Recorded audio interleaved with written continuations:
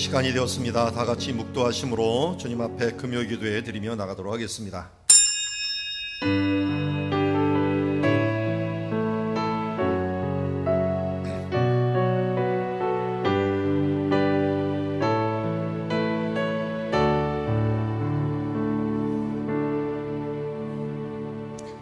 할렐루야, 여호와를 찬양하라.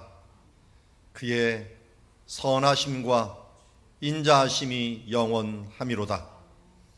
우리를 향하여 놀라운 계획을 가지시고 오늘도 이 저녁에 베푸실 은혜를 기대합니다. 우리가 생각하는 것보다, 우리가 기대하는 것보다 항상 더 베풀어 주시는 주님 앞에 우리의 마음을 열고 우리의 영안을 열고 주님의 귀한 은혜 받는 시간 되게 하옵소서.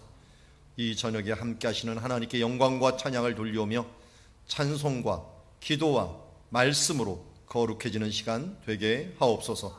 예수님의 이름으로 기도드리옵나이다. 주님의 이름을 높이며 함께 찬양하며 나아가겠습니다.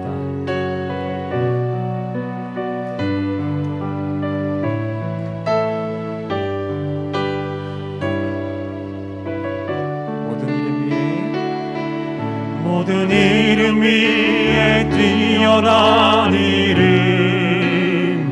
예수는 주, 예수는 주. 모든 무릎 꿇고 경배를 드리세. 예수는 만유의 주, 예수는 주, 예수는 주,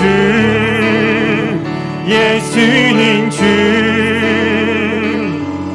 온 천하 만물을 얼어 그 보좌 앞 영광을 돌리세. 예수, 예수,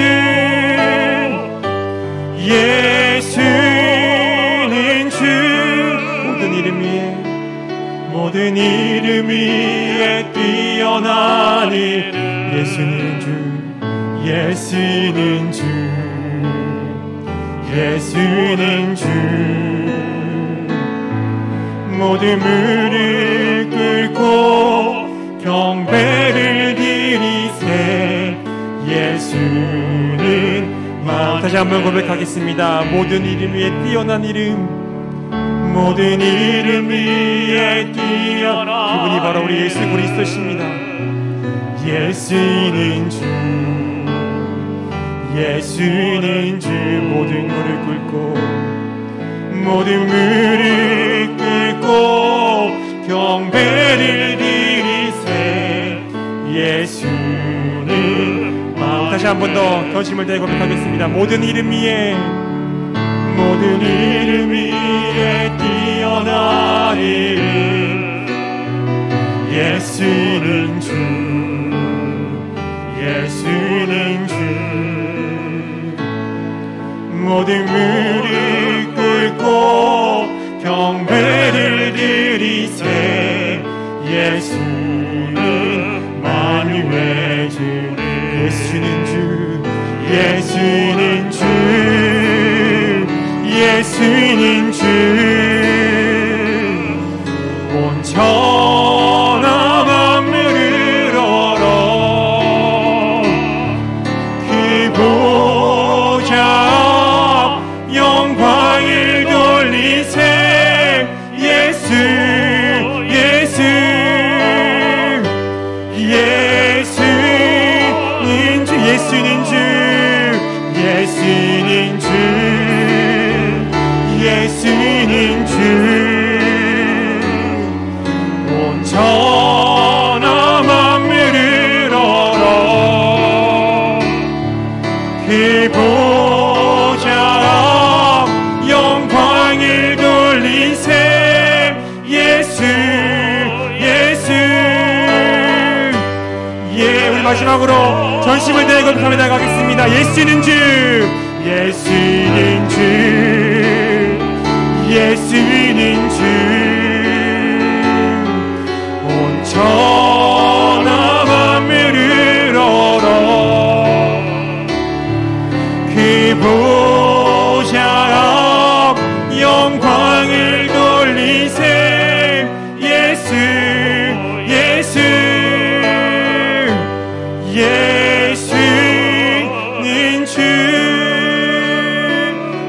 영광의 박수 올려드리겠습니다. 아멘. 함께 박수 치면서 찬양하도록 하겠습니다.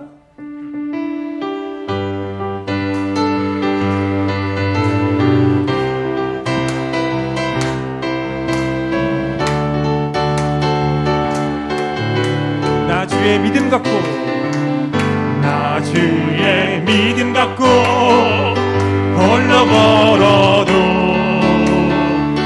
나 주의 믿음 갖고 노래 부르네. 폭풍 구름 몰아치고 하늘 덮어도,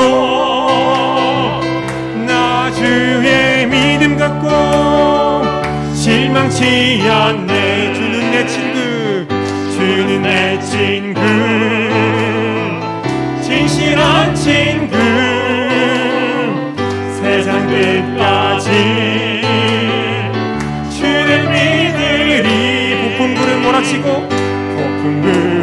몰아치고 하늘 덮어도, 나 주의 믿음 갖고 실망치 않네. 내 주는 선한 목자, 내 주는 선한 목자, 나를 인도해. 사망의 골짜기로 다닐지라도 주님께서 나의 길을 인도하시니, 나 주를 따라가리. 언제까지나 주는 내 목자, 주는 내 목자, 선하신 목자, 어디 가든지 함께 하시네. 주님께서 나의 길을 인도하시니, 나 주를 따라가리. 언제까지나 주 하나님, 독생자 예수 날 위하여 오시었네. 내 모든 죄 다 사하시고 죽음에서 부활하신 나의 구세주, 살아계신 주, 나의 참된 소망, 걱정 근심 전혀 없네. 사랑의 주내 갈 길 인도하니, 내 모든 삶의 기쁨 늘 충만하네. 주 안에서 거듭난 생명 도우시니, 주의 사랑 참 기쁨과 확신과 지고 예수님의 도우심을 믿으며 살리. 살아계신 주, 나의 참된 소망, 걱정 근심 전혀 없네.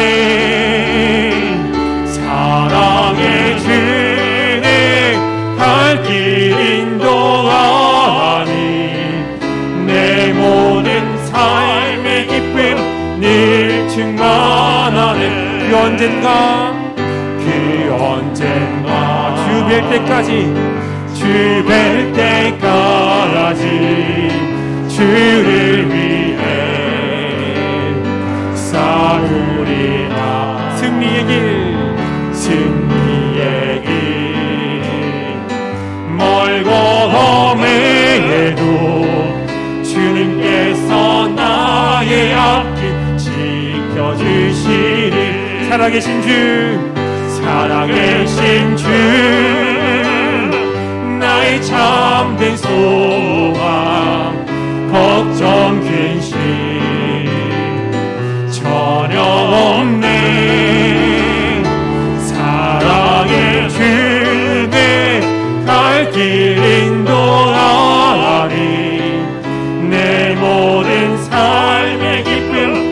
마지막으로 살아계신 주, 살아계신 나의 참된 소망이 되십니다. 나의 참된 소망, 걱정 근심 전혀 없네. 사랑의 주네 갈 길 인도하니 내 모든 삶의 기쁨 늘 충만하네. 살아계신 주, 살아계신 주, 나의 참된 소망,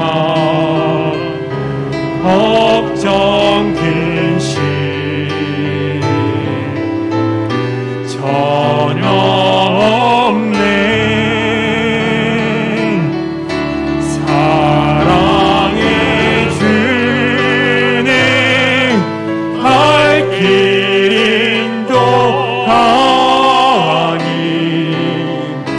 내 모든 삶의 기쁨 늘 충만하네.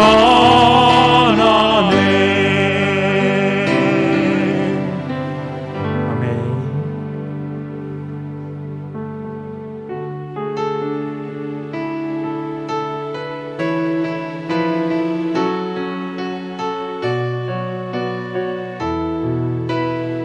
나의 영혼이 잠잠히, 나의 영혼이 잠잠히 하나님만 바라며 나의 구원이 그에게서 나는도다. 나의 영혼아 잠잠해, 나의 영혼아 잠잠히 하나님만 바라라. 나의 소망이 저에게서 나는도다. 오직 주만이 나의 반석, 나의 구원이시니 오직 주만이 나의 산성, 내가 요동치 아니. 오직 주만이 나의 반석이 되십니다. 오직 주만이 나의 반석, 나의 구원이시니 오직 주만이 나의 산성, 내가 요동치 아니하리. 우리 절로 고백하겠습니다. 나의 영혼이 간절히 여호와를 갈망하며 나의 입술이 여호와를 찬양하리. 나의 영혼이 즐거이 여호와를 따르리. 나의 평생에 여호와를 송축하리. 오직 주만이 나의 반석, 나의 구원이시니 오직 주만이 나의 산성, 내가 요동치 아니하리. 오직 주만이 나의 반석이 되십니다. 오직 주만이 나의 반석, 나의 구원이 되십니다. 나의 구원이시니 오직 주만이 나의 산성, 내가 요동치. 우리 마지막으로 전심을 다해 거룩하며 나가겠습니다. 오직 주만이 나의 반석, 나의 반석, 나의 구원, 나의 구원이시니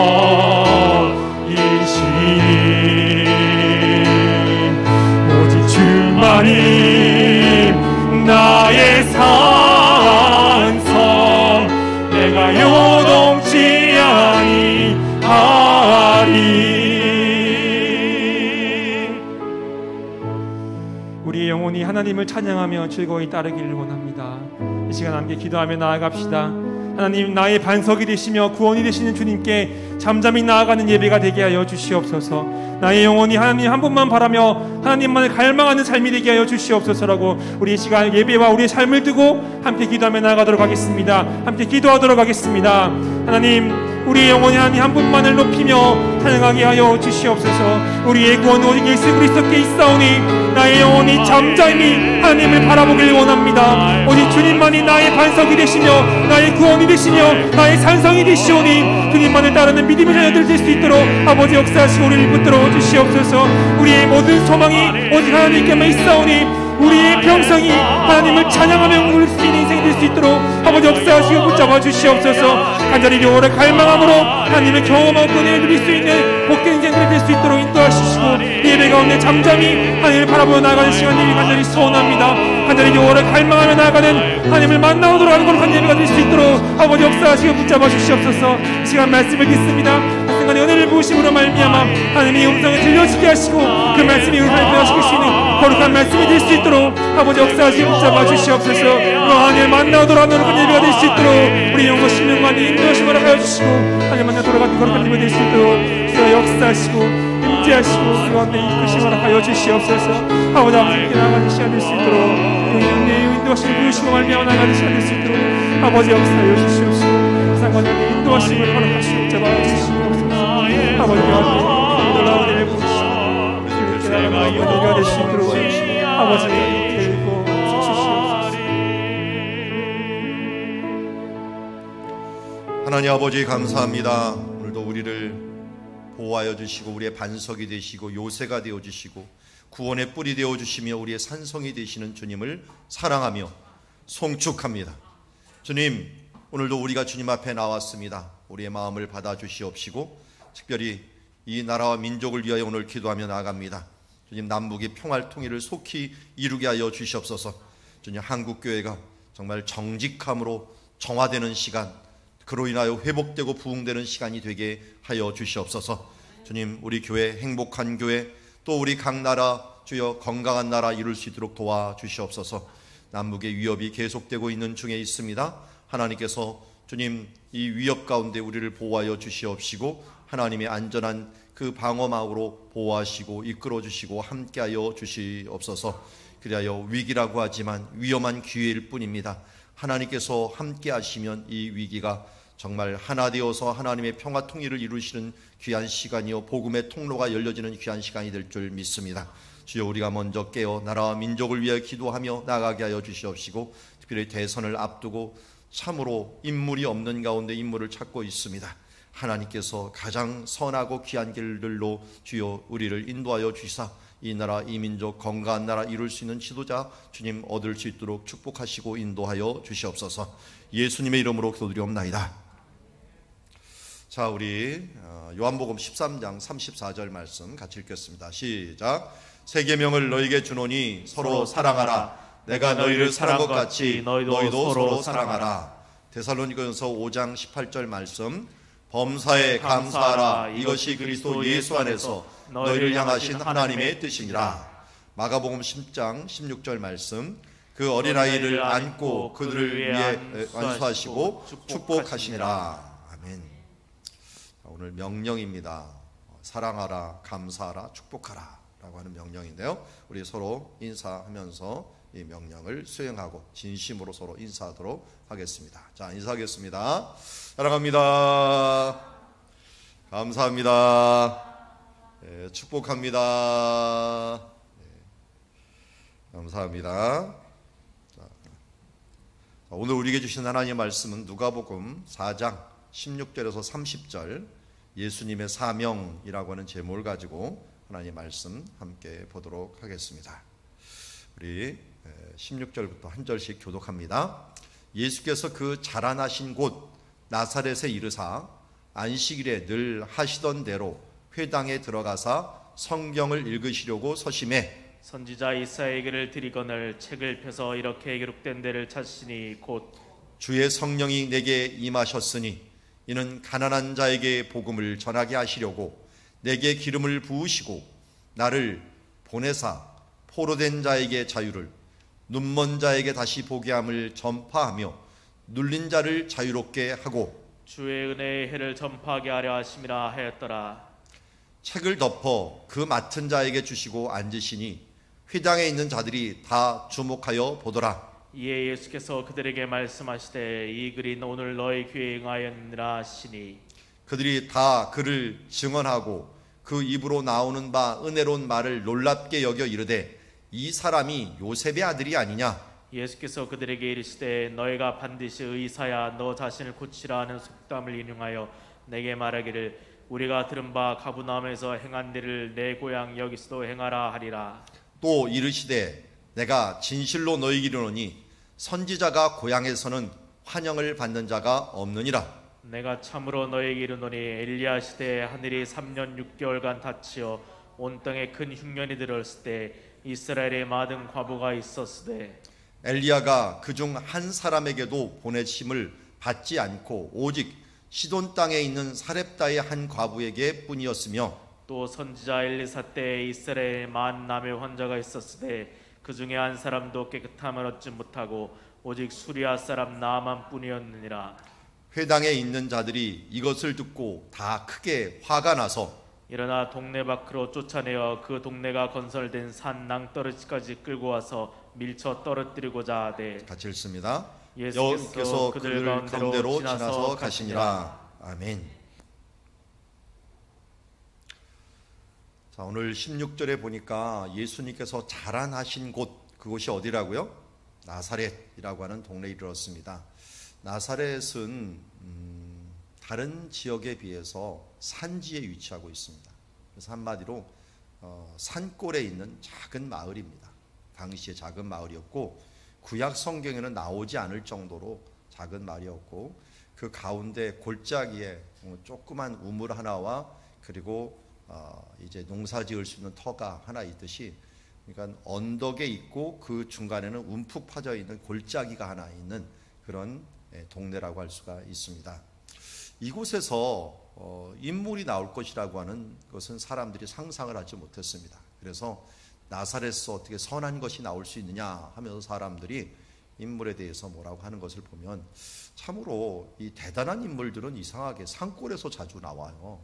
우리가 잘 아는 엘리야 같은 경우 오늘 등장하지만 이 디셉이라고 하는 마을은 정말 골짜기 중에 골짜기, 산골짜기에 있는 사람이었고요. 그리고 최근에 이제 제가 아리스토텔레스를 조금 그 생애를 보다 보니까 아리스토텔레스도 있었던 장소가 굉장히 이 방문객이 이걸 유튜브에서 가보고서 아니 이런 산골에서 이런 유명한 사람이 나올 수 있을까 할 정도로 대단한 산골에서 나오는 것을 보게 됩니다. 참 인물은 어디서 나온지 모른다라고 하는 것을 알 수 있는데 산골 그러니까 우리 교회가 어디에 있어요? 청명산에 있죠. 우리 교회에서도 하여튼 훌륭한 인물이 나올 수 있는 줄 믿습니다. 자, 이렇게 나사렛에 이르러 나사렛 산골에 이르렀는데요. 거기에 안식일에 늘 하시던 대로 회당에 들어가사. 그러니까 예수님은 안식일에 뭘 하셨다는 거예요? 늘 회당에 들어가셨다는 거예요. 그러니까 우리 치자면은 원래 큰 성전이 있었지만 교회에 들어갔다는 거죠. 교회에 들어가서 안식일마다 예배를 드리는 것을 놓치지 않고 항상 드리는 삶을 살았던 것을 보게 됩니다. 회당에 들어가서 뭘 하셨을까요? 보니까 여기 성경을 읽으려고 서심해. 회당에서 하는 일 중에 하나가 말씀과 기도예요. 그러니까 우리가 하는 거하고 굉장히 비슷하죠. 말씀과. 이게 어디서부터 회당이 나온 거예요? 바벨론 사람들이 바벨론에 포로 잡혀가면서, 그러니까 북쪽에 있는 이스라엘 사람들이 포로 잡혀가서는 회당을 안 만들었어요. 그런데 남쪽에 있는 유다 사람들은 포로로 잡혀가서 여호와의 신앙을 지키느라고 모임 장소를 만들었는데 그게 회당이 되어버린 거예요. 회당이 되어서 그 전통이 이제는 이 유대인들이 가는 곳마다 회당을 만들고, 그러면서 복음의 징검다리가 되고, 그곳에서 성경을 읽는 것들, 그리고 그 경건 사람들이 주변 사람들에게 영향을 미쳐가고 그들도 함께 성경을 읽는 그런 공동체가 되면서 이 예수님의 복음이 전파될 수 있는 아주 좋은 그런 길이 되었고 도로가 되었고 복음의 징검다리가 되었는데, 예수님이 있었을 때도 이 회당이 그야말로 수천 개, 수만 개가 로마 제국에 있을 정도로 많은 이 회당들이 널려져 있었던 모습을 보게 됩니다. 그러니까 예수님도 여기 있는 마을에 보게 되는데, 이 회당과 관계에서 참 재미난 것은 고고학을 발굴을 하잖아요. 그래서 이스라엘에서 고고학을 발굴을 하는데 고고학 발굴할 때 돈이 많이 들어요. 심지어 땅 엑스레이까지, 땅 초음파까지 필요해요. 그거 하나면 몇 천만 원, 어떨 때는 몇억 원이 든대요. 왜냐하면 기기를 가져가고 땅 속에 금속이 있는지 어떻게 생겼는지를 읽었다가 MRI 찍듯이 찍는 거예요. 그런 기계가 있어. 땅 속까지 막 층층으로 찍는 기계가 있는데, 그걸 보면서 유적이 있나 없나 하는 걸 보고 정확한 자리를 이렇게 하거든요. 그러다 보니까 돈이 많이 들고, 또 사람들이 일일이 수작업을 해야 되잖아요. 이건 기계로 못해요. 다 수작업으로 솔 가지고 이렇게 긁으면서 긁어내고 하다 보니까 이거 어마어마한 시간들이 들여요. 그래서 한 번 했다면 뭐 몇십억이 드는 거는 기본으로 하는 것이기 때문에. 그런데 이 고고학자들이 일부러 파는 장소가 하나가 있어요. 이걸 파면은 후원금이 엄청나게 들어오는 장소가 있어요. 그게 어딜까요? 회당이 있는 장소. 회당이 있을 법한 장소는요, 회당 나왔다, 어디 회당과 같은 그런 흔적이 나왔다 그러면은 유대인들이요, 이게 돈이 많잖아요. 야, 우리 조상의 땅이라고 하면서 후원금을 엄청나게 보내줘요. 그렇게 되면 그 발굴은 성공이에요, 무조건. 그래서 가는 곳곳마다 회당 발굴하는 것들이 이들에게는, 근데 이 회당도 거의 2000년 된 거잖아요. 근데 이 발굴할 때 2000년은 아무것도 아니거든요. 회당은 위에고요. 그 밑에 3000년, 4000년 된 걸 이제 발굴을 하는 그런 목적들이 있는데요. 뭐 십자군 시대 때는 벌써 1000년 전 것인데요.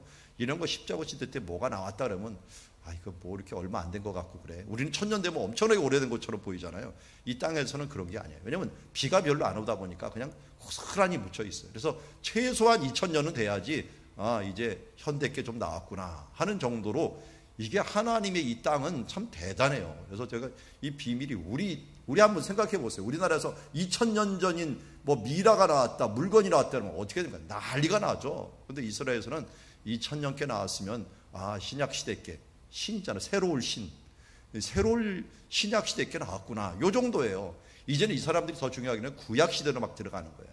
구약 시대로 하면 최소한 이 3000년 전으로 나가야 되거든요.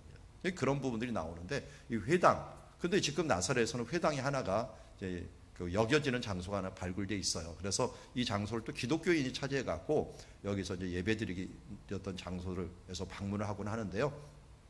회당에 들어가서 예수님께서 거기에 회당 가운데 뭐가 있냐면 성경을 읽는 장소가 있어요. 그리고서 성경을 읽고 나서는 앉아서 이야기를 해요. 그래서 여기서 성경을 읽으시려고 서셨고요. 서신 다음에 읽고, 그 다음에 이사야를 드리건을 책을 펴서 이렇게 기록된 걸 찾고, 그리고 나서 나중에는 이제 앉아서 설명을 하는데, 과연 무엇을 읽었느냐, 또 여기다 읽는다고 또 가져다 준 책이 이사야서예요. 우리 쿰난 4번 얘기를 했지만 쿰난 4번 중에서 제일 먼저 발견된 게 또 이사야서예요.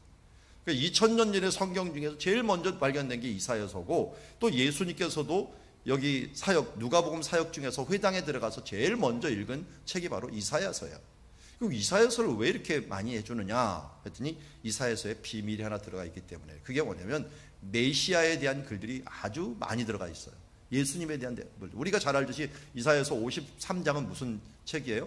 예수님께서 십자가에 고난을 받, 그가 찔림으로, 그가 상함을 받음으로, 우리는 다 양 같아서, 뭐 이런 이 말씀들, 이런 것들이 이사야서 53장에 예수님의 신약보다도 구약에서 예수님의 모습을 더 잘 보여준 게 이사야서 53장이거든요. 그런데 이 앞에 있는 이 말씀은 이사야서 61장이에요. 이사야서는 몇 장까지 있을까요? 66장까지 있죠. 왜 그렇습니까? 39, 27 무슨 말인지 아시죠? 39, 27은 구구단이 아니라 구약 성경은 39권 그리고 신약 성경은 27권 합치면 아라비아 숫자를 합치면 66권. 그래서 성경은 66권으로 되어 있고 구약 성경 39권 신약 성경 27권이다 라고 있는데요. 그래서 39권 이사야서가 딱 그렇게 되어 있어요. 39장까지는 옛날 일, 40장부터는 앞으로 일어날 일들을 기록하고 있어요. 그러다 보니까 이 이사야서 39장부터 66장까지는 메시아가 오실 일들에서 아주 가득 차 있어요. 참 대단한 글이죠. 그런 걸 보면은 그때 예수님이 오셔갖고 이제 66장 가기 끄트막에 와갖고 뭐라고 하느냐, 성령이 내게 임하였으니라고 하면서 이사야서 61장 1절과 2절을 얘기하고 있는데 제가 한번 읽어볼게요. 이사야서 61장 1절 여기 있는 본문과 뭐가 같고 뭐가 다른가 한번 보세요. 주 여호와의 영이 내게 내리셨으니 이는 여호와께서 내게 기름을 부으사 가난한 자에게 아름다운 소식을 전하게 하려 하심이라. 나를 보내사 마음이 상한 자를 고치시며 포로된 자에게 자유를 갇힌 자에게 노임을 선포하며 여호와의 은혜의 해와 우리 하나님의 보복의 날을 선포하여 모든 슬픈 자를 위로하되. 자, 이렇게 말씀되었던 것들을 번역한 것이 이거예요. 그러니까 구약 성경은 히브리어로 이스라엘 사람들이 쓰는 히브리어로 되어 있고 이 신약 성경은 저 그리스 사람이 썼던 헬라어로 되어 있다 보니까 번역을 하는 중에 이 의미 번역이 되고 또 우리가 또 번역할 때도 우리나라 번역할 때도 구약 성경을 번역하는 사람 신약 성경을 번역하는 사람이 틀리다 보니까 글이 틀리지만 의미상으로는 같다. 제가 읽었듯이 거의 의미상으로는 같다라고 할 수 있습니다. 그래서 앞에서는 우리 주의 여호와의 영이라 그랬는데 이 여호와의 영을 갖다가 성령님이라고 이렇게 얘기하고 있는 것을 보게 됩니다. 하여튼 주의 성령이 내게 임하여서 하시는 일들을 한번 봅시다. 크게는 한 3개 정도를 볼 수 있지만 그러나 앞에 2개까지 본다면 가난한 자에게 복음을 전한다.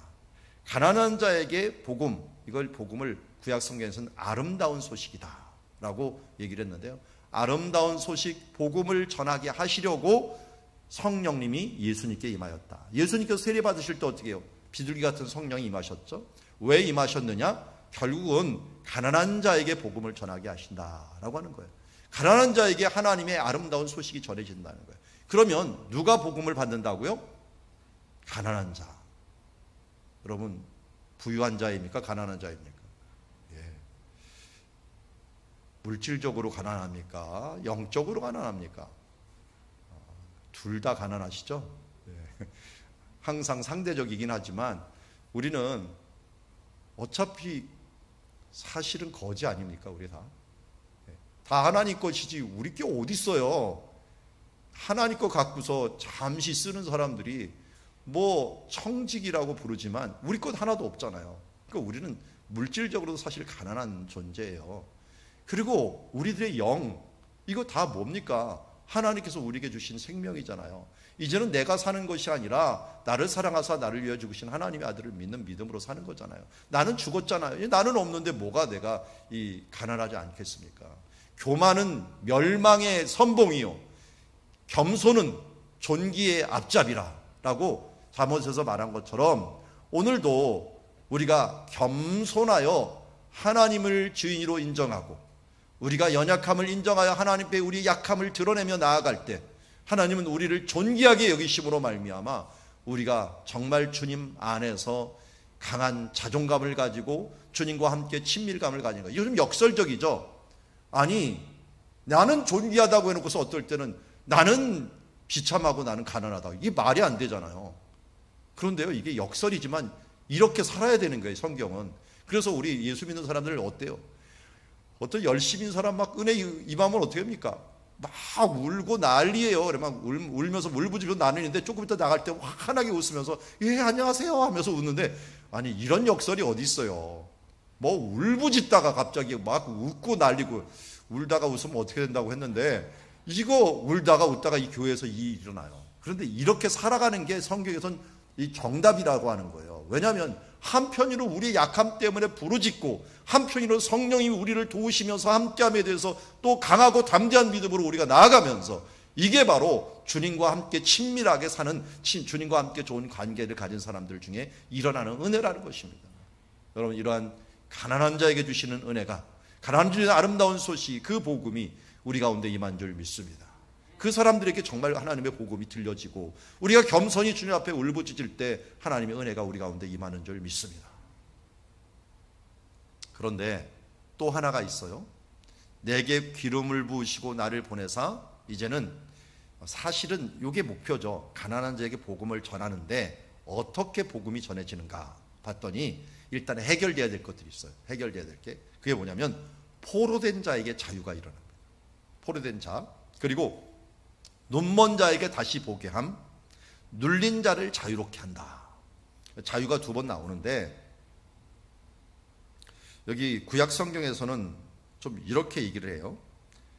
여기 보니까 포로된 자에게 자유를 이라는 것도 나오지만 앞에 마음이 상한 자를 고치시며, 포로된 자에게 자유를, 갇힌 자에게 노임을 선포하며 라고 하면서 눈먼 자에게 다시 보게 함을 갖다가 다른 말로 마음이 상한 자에게 고침을 준다라는 말로 다른 말을 번역을 한 것을 보게 됩니다. 어쨌든 같은 의미라고 한다면 우리가 먼저 여기 그림을 하나 보세요. 그림을 보니까 이게 무슨 그림인 것 같습니까?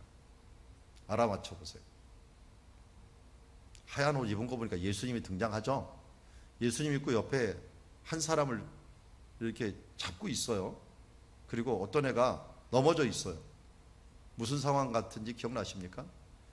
예수님이 변화산에 올라갔다가 내려오셨는데 이 한 아버지가 자기 아들이 귀신 들렸는데 제자들한테 맡긴 거예요. 좀 기도 좀 해달라.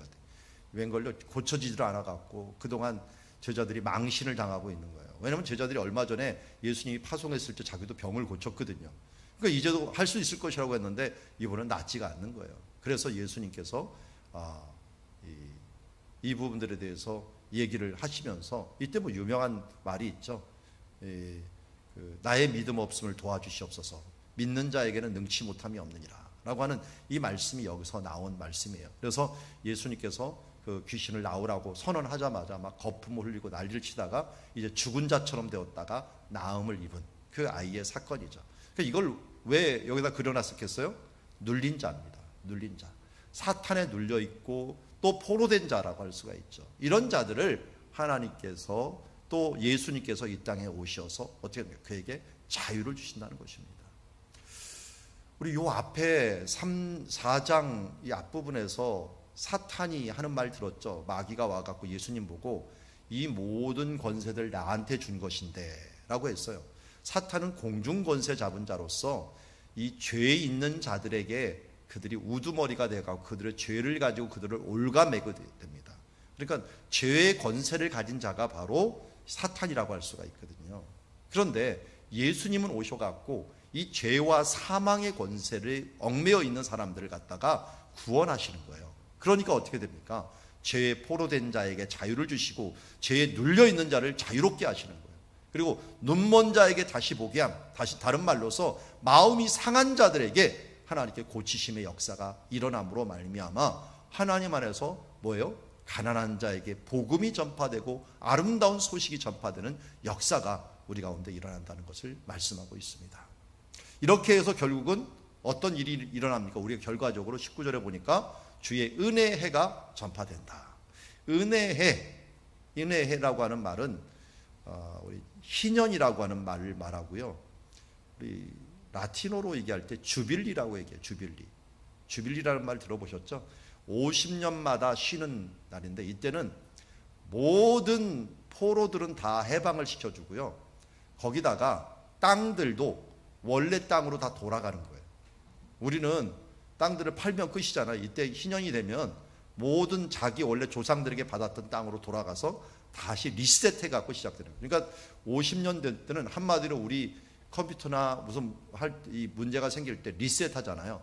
리셋하면 초기화 시키잖아요. 이 초기화 시키는 게 바로 이 은혜해예요. 원래 자리로 다 돌아가서. 그래서 풍경이라고 하는 노래가 하나가 있는데, 이 풍경에서 저도 자주 들었는데, 이 풍경의 가사 중에 참 마음이 확 와닿는 게 하나가 있어요. 풍경, 이 세상에서 가장 아름다운 풍경, 제자리로 돌아가는 것. 원래 그럼 밤이 되면 가장 아름다운 모습이 뭡니까? 자기 집으로 돌아가는 겁니다. 자기 가정으로 돌아가는 거예요. 자기 가정, 자기 자리로 쫙 들어가고 거기서 안식을 취하는 게 가장 아름다운 모습인데요. 하나님께서 우리를 뭘 원하십니까? 원래 우리는 어떻게 창조되었어요? 볼 때 하나님 보시기에 심히 좋았더라라고 하는 존재로 창조되었잖아요. 하나님의 형상대로 창조되었잖아요. 그러니까 하나님의 형상대로 회복되는 것, 그것이 은혜라고 할 수가 있는 것입니다. 그래서 이 은혜라고 하는 것은 어떻게 보면은 번역이 이제 따라서 있는데요. 여기 헬라어로 덱토스라고 얘기를 했는데, 이 히브리어로는 라짜, 기뻐하다, 호의를 보이다, 받아들이다, 이런 뜻을 갖고 있어요. 그러니까 은혜해라고도 번역이 되고요. 어떨 때는 이거를 기쁨의 해라고, 또 기쁨의 해를 번역한 게 이제 주빌리라고 하는 말로 이제 번역이 된대요. 하나님이 기뻐하시는 해, 모두가 기뻐하는 해, 그리고 모두가 기쁨으로 받아들이는 해, 받아들이는 것에 초점을 맞추면 은혜의 해가 되고요. 함께 기뻐하는 것을 하면은 기쁨의 해가 됩니다. 희년이라고 하는, 그러니까 희년으로 번역할 것인가 은혜로 번역할 것인가 하는 부분들은 이 단어를 갖다가 기쁨에 초점을 맞출 것인가 우리가 은혜를 받는 것에 초점을 맞출 것인가에 대해서 틀려집니다. 하나님의 말씀은 우리가 받고 기뻐하는 것들도 원하시는 이 해라고 할 수가 있고요. 함께 기뻐하는 것. 그렇지만 우리같이 연약한 자들이 하나님의 은혜를 받는 부분들에서는 또 은혜해라고 말할 수 있는 것입니다. 그래서 예수님이 오심은 어떤 의미가 있는 것입니까? 우리가 하나님의 말씀을 간절히 사모하는 자들에게 복음을 전하게 하시고, 이 아름다운 소식이 와갖고 우리에게 무슨 일이 일어나요? 이 포로됐던 것들이 자유함을, 그리고 눈멀었던 것이 눈을 뜨게 함을, 마음이 상한 것이 고침을 받고 눌린 자에게 자유를 얻으면서 결국은 기쁨과 하나님의 은혜가 가득한 그 날들로 우리가 변화되는 역사로 우리를 인도해 주실 것, 그것이 뭐예요? 예수님이 오신 이유고, 그것을 성경을 가지고 예수님이 오신 말씀이, 예수님이 오신 이유가 바로 이것이다 라는 걸 우리에게 알려주고 있는 줄 믿습니다. 여러분, 예수님이 이것을 위해서 우리에게 오신 줄 믿습니다. 나에게 오신 줄 믿습니다. 여러분, 여태까지 이 눌려 있는 것들이 있습니까? 포로되어 있는 것들이 있습니까? 마음이 상한 것이 있습니까? 눈이 멀어갖고 보이지 않아서 갑갑한 것들이 있습니까?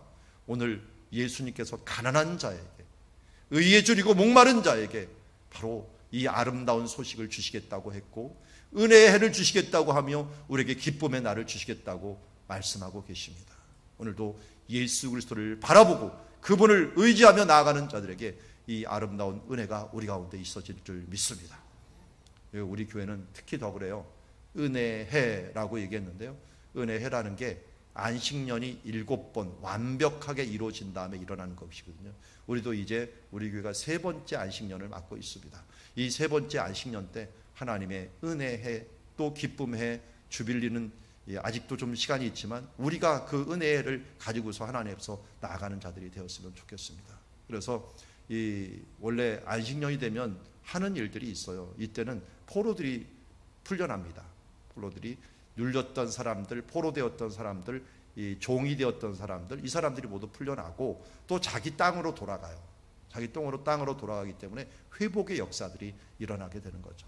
그래서 이 안식년의 역사도 우리 교회 가운데서도 이러한 은혜가 함께 있어지기를 원합니다.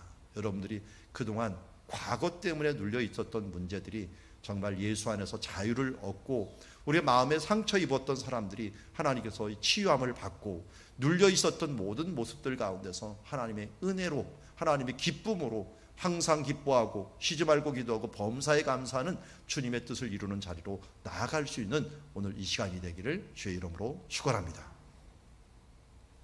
자, 책을 덮어 그 맡은 자에게 주시고 앉으시니, 이제 앉았다 그랬죠, 회당에서. 그러면서 회당 사람들이 예수님을 주목하니까 예수님이 이때 뭐라 그랬습니까? 이 글이 오늘 너희 귀에 응하였느니라. 이 글이 어떻게 했다고요?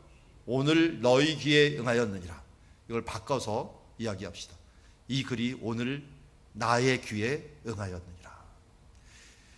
이 글이 오늘 나에게 성취되었노라.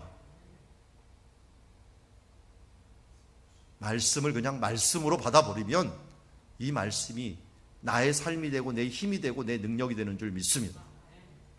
오늘 여기는 노란색으로 되어 있는 이 부분, 예수님께서 왜 오셨는가, 왜 이 땅에 오셨는가를 다시 한번 우리 마음속에 받아들이면서 하나님의 가난한 심령으로 우리가 그동안 막혀있고 눌려있고 어떨 때는 상해 있는 이 심령들이 주님 안에서 정말 자유를 받으며 은혜를 받으며 그 가운데서 하나님의 기쁨으로 뛰노는 뛰노는 사슴과 같이, 산 위에 뛰노는 저 사슴과 같이 아무리 험하고 위험한 그런 골짜기라도 안전하게 뛰면서 내가 사슴같이 노래하려는 하바국의 그 노래와 같이 주님을 찬양하는 주의 자녀들이 되기를 원합니다. 근데 이것의 반응들을 한번 보십시오.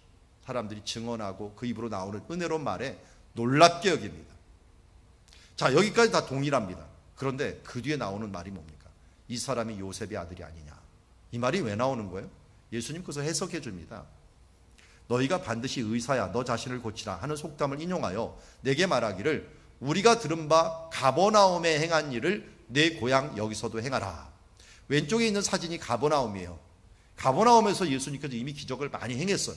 그러다 보니까 오른쪽에 있는 지금 나사렛인데, 나사렛 우리 고향에 와서도 그런 기적을 해봐 하면서 이들이 기적만을 바라고 하나님의 말씀을 받을 생각은 하질 않았어요. 그러다 보니까 예수님께서 그들에게 이 기적을 아무 기적도 행할 수도 없었던 거예요. 왜냐하면 예수님이 일방적으로 기적을 행하는 게 아니라 항상 말씀하실 때 뭡니까? 내 믿음이 너를 구원하였느니라. 그러면 기도하는 자가 기도하는 받는 자가 같이 해야 돼요. 예수님이 아무리 능력자라도요, 그 사람 안에 어두운 마음, 의도, 악한 의도가 같은 사람들을 고칠 수도 없고 그들에게 기적을 내보일 수가 없어요. 왜냐하면 어둠과 빛이 같이 할 수 없기 때문에. 하나님의 능력은 누구에게 나타납니까? 아까 말씀드렸어, 가난한 자들, 하나님의 의에 줄이고 목마른 자들, 애통하는 자들, 이들과 하나님께서는 함께 하시고 예수님께서 함께 하시며 그들이 믿음을 가지고 예수님께 나올 때 하나님의 역사가 일어나는 줄 믿습니다. 오늘 여기에 있는 요셉의 아들이냐 말하는 이 나사렛 사람들은 옛날의 예수, 옛날의 요셉의 아들 하면서 자기 밑에 뛰놀던 아이, 우리 동네 아이, 한 아이로 취급하면서 그를 메시아로 영접할 그런 의지도 없었고 생각도 없었고, 그리고 그들 가운데 잘못된 편견과 선입견이 자리 잡혀 있었던 것을 보게 됩니다. 참 이 선입견이라고 하는 게 무섭죠. 근데 이 선입견 때문에 결국 나사렛은 은혜를 못 받아요. 그런데 이 선입견을 뛰어넘은 사람이 있어요. 이 사람을 볼 때만 참 대단해요. 그래서 이번에 설교도 저 이 사람 설교를 하려고 하는데요. 세례요한. 세례요한은요, 어렸을 때 예수님도 같이 자라났던 친척이었어요. 그 친척이 와갖고 세례를 받는데 갑자기 하늘이 열리고 이 성령이 임하니까 깜짝 놀랐겠죠. 그리고 그를 그리스도여 메시아라고 그의 신발끈 풀기도 나는 감당하지 못하겠노라 라고 말한다는 게 쉽겠어요. 선입견을 완전히 없애고 하나님이 보여주시는 대로 보았던 이 세례요한 같은 사람, 참으로 대단한 사람인 것 같아요. 여러분, 우리 가운데도 서로를 세워주고 할 때 이 선입견이 없어져야 돼요. 선입견이 없어져야 돼요. 그래서 그러잖아요. 가장 은혜받기 힘든 사람들이 가족이고 친척일 때가 많다고요. 왜냐하면 선입견을 갖고 있는 부분들이 많이 있을 때가 있거든요. 그러다 보니까 우리가 이런 부분들, 선입견들을 나도 모르게 가지고 있는, 이 선입견이 상대방의 선입견도 있고요, 내가 가지고 있는 선입견도 있어요.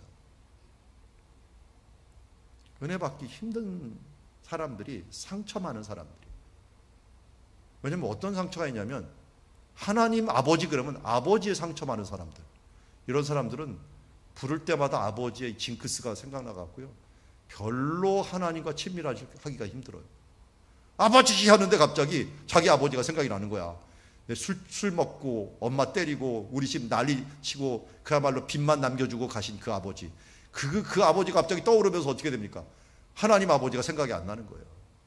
저도 그러니까요. 저도 아버지 그러면 우리 육신의 아버지가 생각이 나요. 다행히 우리 아버님은 진실한 신자로 살아가면서 어떻게든 이 땅에서 저보다 더 열심으로 살았던 분이니까 그분에 대한 기억이 좋으니까 우리 좋은 아버지가 생각이 나죠. 반대로 좋은 아버지가 없는 분들은 이게 정말 힘들 때가 많이 있어요. 그러다 보니까 이 생각을 고치는 과정들이 너무 많이 오래 걸리는 거예요. 그래서 선입견을 깬다는 게 너무나 힘든 거예요.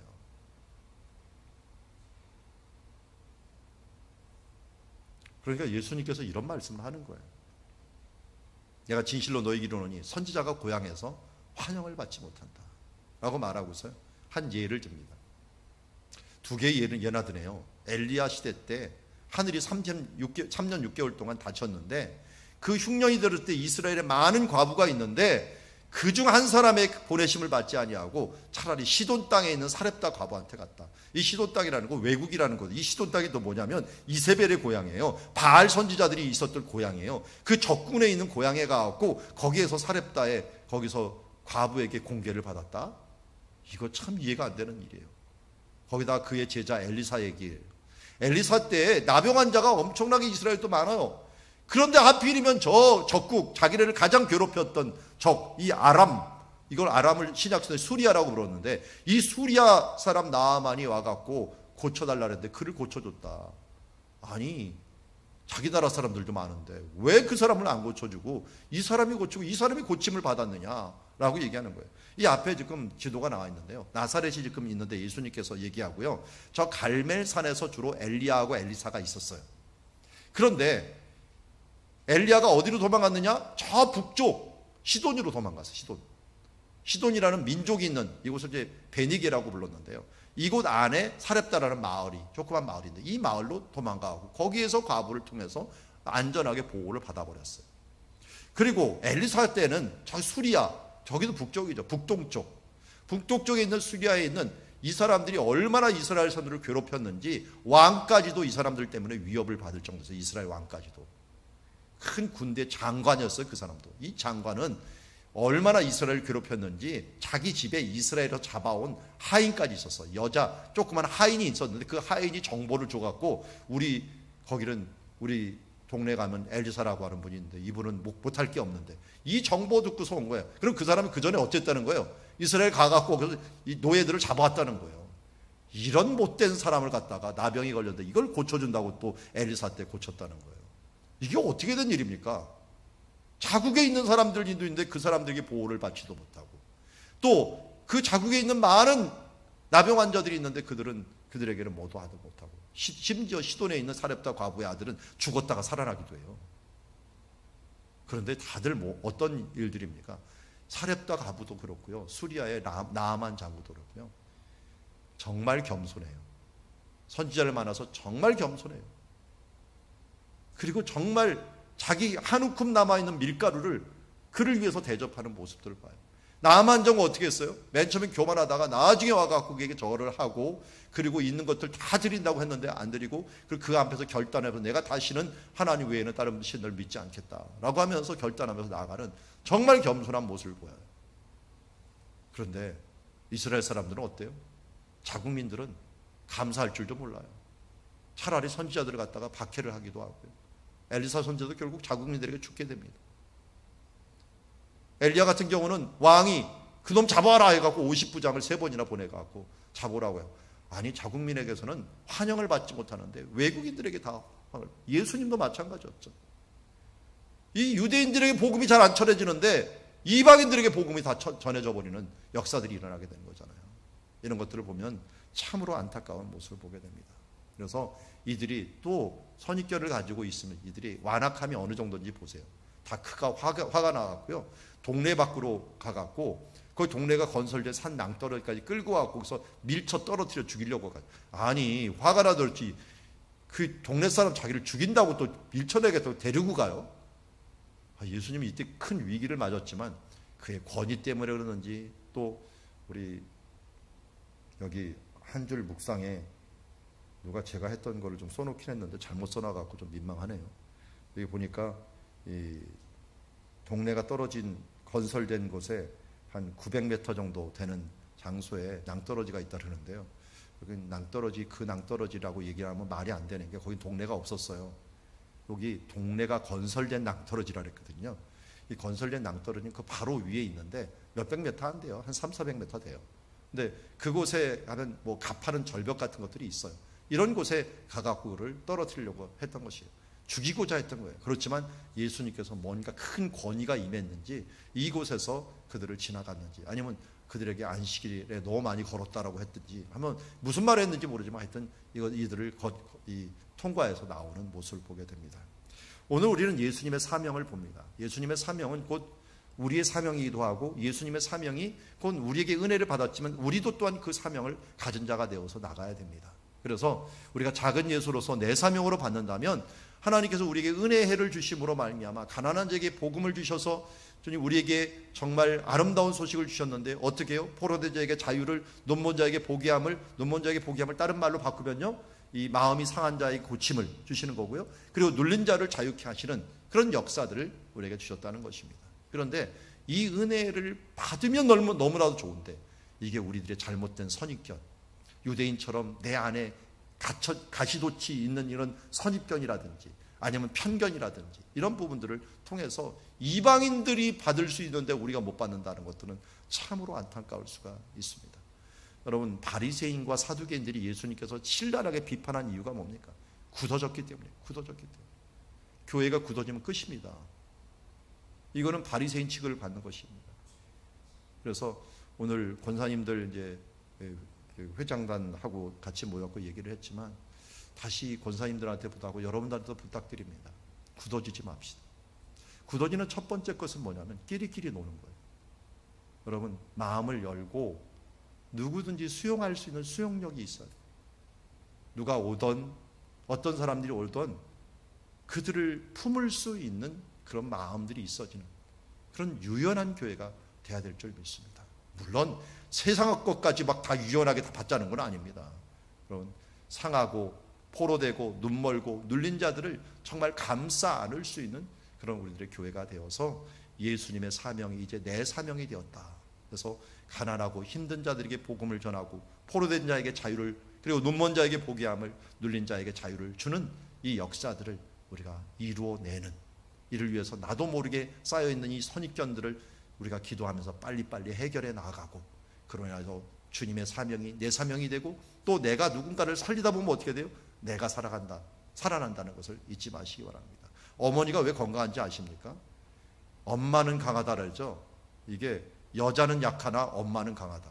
왜 엄마가 강한지 아시죠? 엄마가 돼서 아이를 어떻게든지 돌보다 보니까 팔뚝의 힘도 좀 세지고 발의 힘도 세지고 허리의 힘도 세지고 하면서 갑자기 근육도 여기에 이것저것 막 생기고 하면서 빨래하고 막 하다 보니까 이 어깨 근육도 좋아지고 해갖고 엄마는 강하다. 그래서 맨 처음에 결혼하기 전에는 이게 얕봤던 이 여인을 어느 정도 아이를 몇 명, 옛날 같으면 한 5, 6, 7, 8명 키우고 나면 그 엄마는 누구도 당해낼 수 없는 근력을 가지고 힘을 가진 그런 성격을 가진, 이상하게 또 애들 키우다 목소리도 커져요. 목소리도 커지다 보니까 목소리 쩌렁쩌렁 해주고 누구니 당해낼 수 있는 힘을, 또 아이를 보호하려고 하는 이 모성애가 엄청나게 발달해갖고 힘을 가지게 되는 것을 보게 됩니다. 이게 신앙에도 적용이 되는 거예요. 우리도 서로 돌보고 함께 힘써서 이 사람들을 끌어안으려고 하다 보면 그 사람들만 좋은 게 아니라 내가 강해진다. 우리는 이렇게 하나님께서 우리를 그래서 증인되고 우리가 이 돌보라가 서로 사랑하라고 하는 말을 주신 세 계명을 너에게 주노니 너희가 서로 사랑하라. 마지막 계명을 너에게 주노니 너 서로 사랑하라 라고 하는 말과 같은 것입니다. 우리가 서로 사랑하면서 예수님의 사명을 이뤄내는 주님의 자녀들이 되기를 주의 이름으로 축원합니다. 우리 이 시간 합심해서 함께 기도하기를 원합니다. 오늘 이 말씀 다시 한번 기억을 하면서 주님, 이 말씀이 내게 임하게 하시고 나도 이 말씀을 이루게 하시고 이 일들을 이뤄내는 가운데 내 가운데 있는 상처들과 선입견들을 빨리 고쳐주시어서 주 안에서 건강한 보살핌을 할 수 있는 주님의 제자가 되게 하여 주시옵소서. 작은 예수가 되게 하여 주시옵소서. 우리 시간 합심해서 함께 기도의 자리로 나가도록 하겠습니다. 기도하겠습니다. 사랑과 은혜가 하나님 아버지 감사합니다. 오늘도 이제 주님의 성령이 우리 가운데 임하였습니다. 주님, 여호와의 영이 주여 우리 가운데 임하였습니다. 주님, 가난한 자에게 복음을 전하게 하여 주시고 주여 기름을 부으시고 우리를 보내어 주시옵소서. 성령의 기름을 우리에게 부어주시옵소서. 주여 오늘 이 시간 주여 우리의 가난하고 연약한 심령 가운데 임하여 주시옵소서. 임하여 주시옵소서. 그리하여 주님, 우리 그동안 한 갇혀 있었고, 그동안 눌려 있었고, 그동안 이제 상해 있었던 모든 부분들을 성령 하나님 치료하여 주시옵소서. 주여 만져 주시옵소서. 주여 그리하여 우리의 육신과 우리의 영혼과 우리의 마음과 우리의 상한 영혼들을 예수의 이름으로 고쳐 주시옵소서. 나사렛 예수 이름으로 구원하오니 주 안에서 고침을 받을지어다. 주 안에서 세례를 받을지어다. 주여 오늘도 우리를 도와주시옵소서.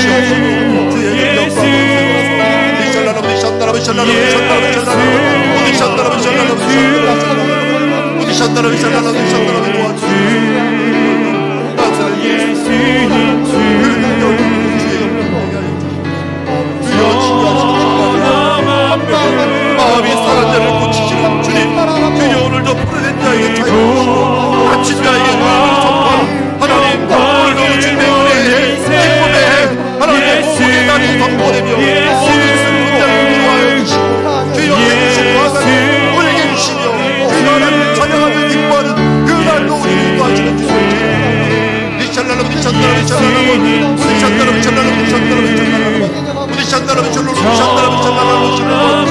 하나님 역사가 오늘도 우리 가운데 주여 우리 삶들 가운데 주여 임하여서 도와주시고 주여 날들이 있도록 하여 주시옵소서.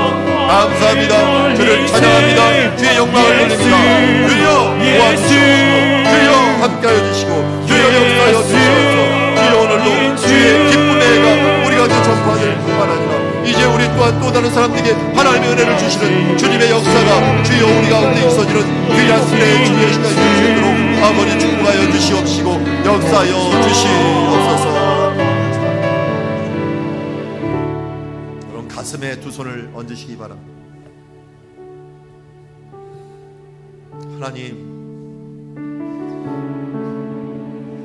하나님의 이 자녀들에게 상한 마음이 있습니다. 마음이 상한 자를 고치시는 예수여, 이들의 마음을 고쳐 주시옵소서. 주님, 여전히 잘못된 습관과 탐욕 속에 포로가 되어 있는 부분들이 있습니다. 하나님, 이 자녀 가운데 자유함을 허락하여 주시옵소서. 갇힌 것이 있습니까? 눌린 것이 있습니까? 하나님, 이 모든 사탄의 권세, 마귀의 권세, 악한 영의 권세에서 자유롭게 하여 주시옵소서. 하나님, 우리 눈이 여전히 분별력을 잃어버리고 있습니다. 눈을 열어 주시옵소서. 믿음의 눈을 열어 주시옵소서. 이 땅을 바라보지 아니하고 하나님 나라 바라오며 영생의 나라 바라보면서 믿음으로 기쁨으로 은혜의 기쁨의를 경험케 하여 주시옵소서. 주님, 믿음은 바라는 것들의 실상이라고 했사오니 그 기쁨의 나라, 은혜의 나라 우리가 품고 주여 그로 인하여 기뻐하며 우리의 가난한 심령들이 아름다운 소식을 받으며 복음을 받고 기뻐하는 주님의 자녀로 성장케 자라나게 하여 주시옵소서. 이제는 주님 원합니다. 예수님께서 주신 이 은혜를 나에게만 두지 말고 내가 축복의 통로, 은혜의 통로, 하나님의 복음의 통로가 되어서 또 다른 사람에게 전해주는 주의 자녀들 되게 하여 주시옵소서. 다른 사람을 살리며 다른 사람에게 예수 그리스도의 주신 그 은혜를 또한 전하여 주는 그 일로 통하여 또한 생명이 살아나고 나도 살아나고 주 안에서 강력한 하나님의 자녀로 일어나는 역사가 일어날 줄 믿습니다. 감사합니다. 주를 찬양합니다. 놀랍게 이루실 하나님, 오늘 우리 이 가슴 가운데 함께하여 주시어서 하나님의 귀한 성령의 역사가 함께 역사할지어다. 예수 그리스도 이름으로 기도드리옵나이다. 아멘.